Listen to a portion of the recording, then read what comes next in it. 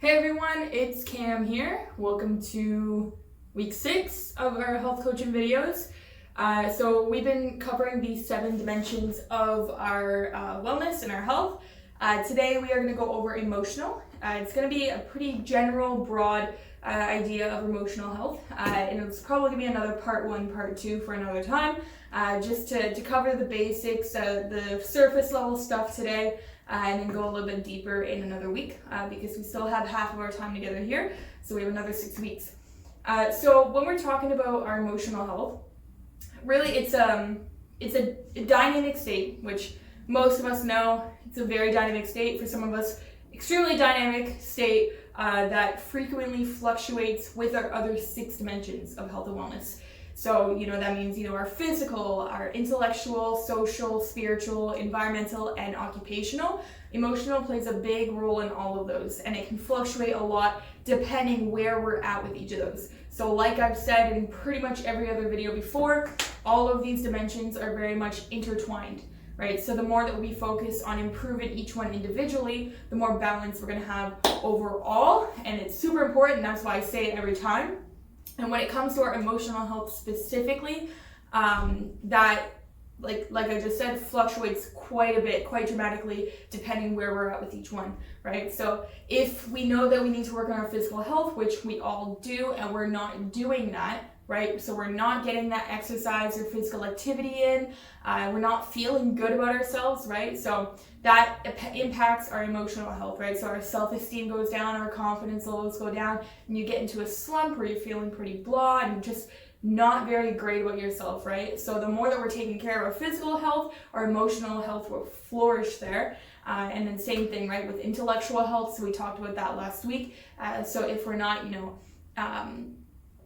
constantly, staying inspired and challenging our intellectual health, then our emotional health will take a dip there as well, and so on with every other dimension of health.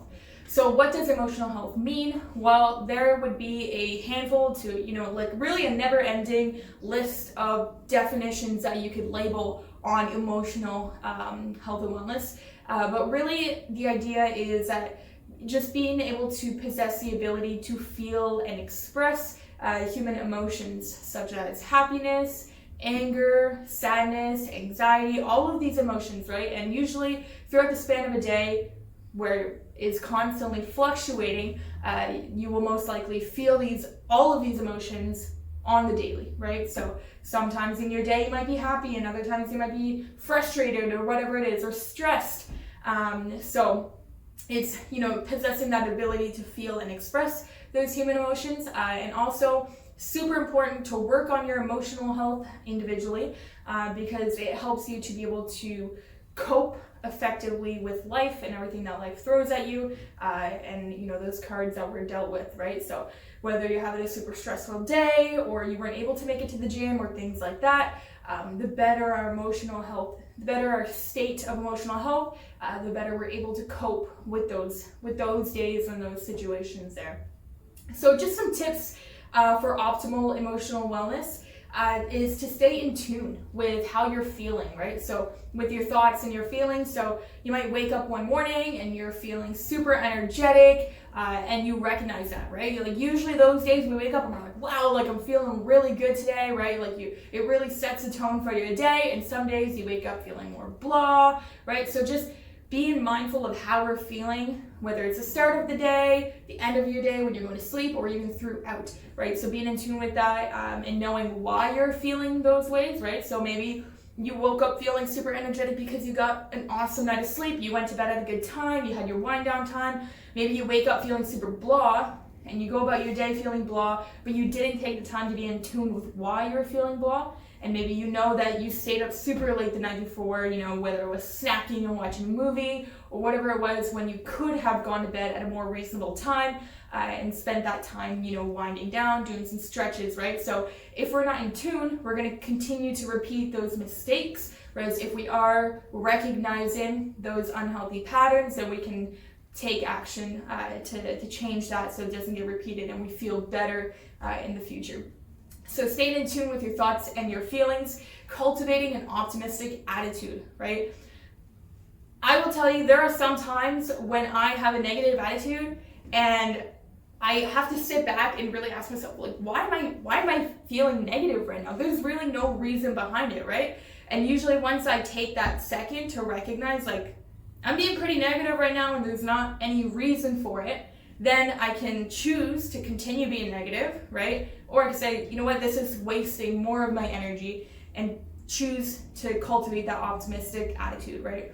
And then my day gets way better. It takes up a lot of energy throughout your day being negative, right? Especially when there's no reason behind it. And that's not always the case. Sometimes there are reasons behind it, but just understanding how you're feeling and knowing that, you know, you can choose to continue feeling negative the rest of the day, right? Something happened. Are you going to let it impact that 10 minutes? Or are you going to let it impact the rest of your day, right? So is it going to matter tomorrow? Is it going to matter next week or next month or 5 years from now, right?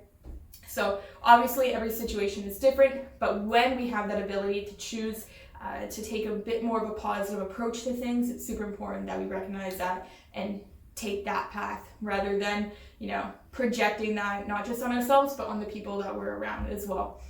Next is seeking and providing support. So super important there. I didn't just say seek support and I didn't just say provide support. It's both of those that go hand in hand. It's a two-way street, seeking and providing, right? When you need help, it's not always easy, but just knowing when you need to reach out and who are you going to reach out to when you need help. And you might want to reach out to certain people for certain things, right? So take some time to ask yourself, when I need help with this, who would I reach out to? And when I need help with a more serious situation, who would I reach out to, right? So for instance, if you need help, you know, with exercise, nutrition, health coaching, things like that, you know that you can reach out to us. If you need help with, you know, whatever it is, a family matter, you might want to go to a family member. So, right, it's going to change depending on the situation, but just knowing who you would go to in certain situations, and then also providing that in return, right?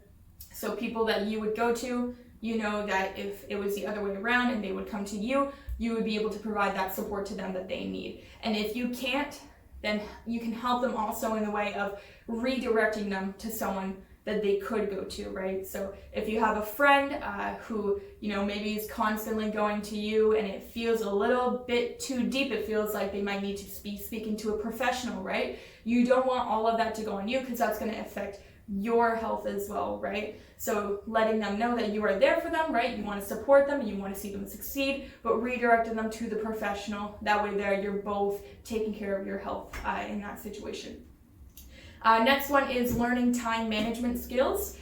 So we're going to get a little bit more into this in our part 2, but knowing how to manage your time, if you have a planner, whether it's, you know, a screen or a book, that's super helpful to be able to see all of your appointments, and not just appointments that are with other people, but super important to write down appointments with yourself.